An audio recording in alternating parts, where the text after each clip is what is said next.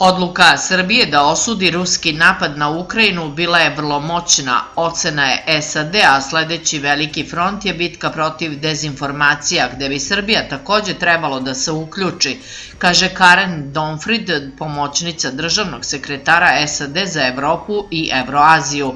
Karen Donfrid važi za spoljnopolitičkog stručnjaka sa odličnim poznavanjem prilika u Evropi.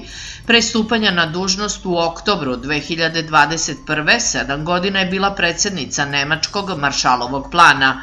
Na pitanje da li je intervencija NATO u Ukrajini apsolutno isključena, Donfrid je u intervju za RTS rekla da su predsednik i državni sekretar Joe Biden i Antony Blinken bili veoma precizni kada su rekli da je njihov cilj da pokušaju da okončaju rat u Ukrajini, a ne da proizvedu još veći sukob.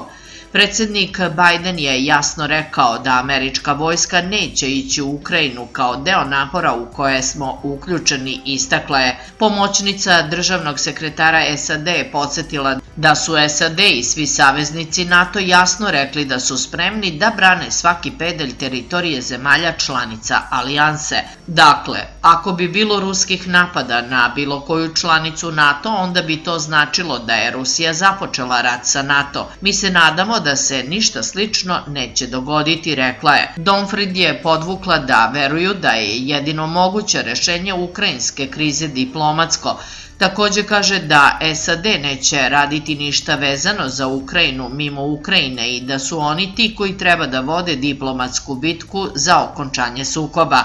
SAD imaju stalnu i blisku koordinaciju i saradnju sa našim ukrajinskim prijateljima. Predsednik Biden u stalnom je kontaktu sa predsednikom Zelenskim i svi smo impresionirani liderstvom koje je predsednik Zelenski pokazao. Sekretar Blinken je u bliskoj komunikaciji sa svojim ukrajinskim kolegom Dmitrijem Kulebom. Sekretar Blinken i ministar spoljnih poslova Ukrajine imaće sastanak sledećeg vikenda, tako da će direktni kontakti SAD i Ukrajine biti nastavljeni. Objasnila i dodala da za sada nema planova za direktne kontakte ruskih i američkih zvaničnika. Za poređenje rata u Ukrajini i NATO bombardovanja Savezne Republike Jugoslavije 1999. godine, Donfrid kaže da su pogrešna, čak i opasna. Ljudi sa Zapadnog Balkana, uključujući Srbe, preživeli su bedu i smrtna stradanja tokom 90-ih zbog nacionalizma i podela. Mi odbijamo da ti događaji na bilo koji način opravdavaju ruski nelegalni i neizazvani napad na Ukrajinu. Možda se ne slažemo oko uzroka koji su doveli do operacije Ujedinjene snage 1999. godine protiv Slobodana Miloševića i tadašnje Savezne Republike Jugoslavije, ali upravo zbog pozicije Srbije u 1999. očekivala bih da Srbija prednjači u horu onih koji osuđuju ruske akcije protiv civilnog stanovništva. U tom kontekstu mislim da je bilo vrlo moćno to što je Srbija prošle nedelje uradila to kako je postupala na sednici Generalne skupštine Ujedinjenih nacija. Videli smo prošle nedelje da su Ujedinjene nacije ogromnom većinom od 141:5 osudile rusku invaziju na Ukrajinu i tražile da Putin povuče svoje snage, poručila je ona. Podsjetila je da je to bila prva hitna sednica Generalne skupštine u poslednjih 40 godina.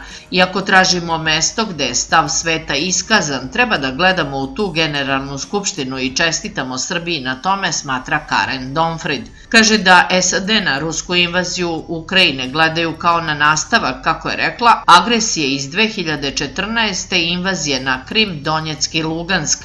Ono što se sada događa je razarajuće za Ukrajinu, ali je i za duboku zabrinutost i Amerikanaca i Srba, jer je osnovni princip koji ste sada artikulisali da poštujemo teritorijalni integritet države i suverenost, da poštujemo pravo države da izabere svoju spoljnu politiku, da se granice ne smeju menjati silom. To su sve fundamentalni principi u koje Srbija veruje. Kada pitate šta Srbija dalje treba da uradi, prvo jasno mi je da je Srbija iskazala čvrstu želju da se priključi Evropskoj uniji, a to znači usklađivanje spoljne politike sa politikom Evropske unije kao delom procesa priključenja. Ono što nas posebno zabrinjava su dezinformacije koje dolaze sa ruske strane, uključujući platforme kao što su Russia Today i Sputnik, nadamo se da će se Srbija uskladiti sa Evropskom unijom i SAD tako što će sprečiti širenje ruske propagande i dezinformacija o napadu na Ukrajinu, ističe.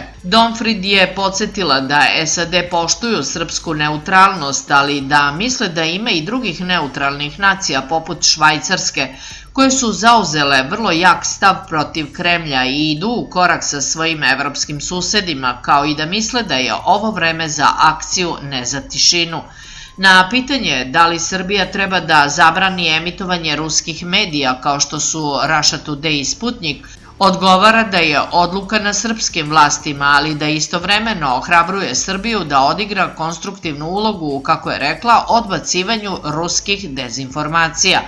Smatra da se situacija oko menjanja granica silom koja se dogodila Srbiji 90. godina veoma razlikuje od onoga što se danas događa u Ukrajini. Razlog zašto spominjem glasanje u Generalnoj skupštini Ujedinjenih nacija prošle nedelje je zato što ona jasno pokazuje šta znači kada imate 141:5 u Generalnoj skupštini Ujedinjenih nacija. Ja bih sve pozvala da pogledaju ko je sve glasao da osudi rusku agresiju i ko je glasao da se Rusija povuče iz Ukrajine. Mislim da Srbija može da bude vrlo ponosna što je deo svetskog stava koji govori protiv ruskog neisprovociranog napada na Ukrajinu, zaključila je Karen Donfrid.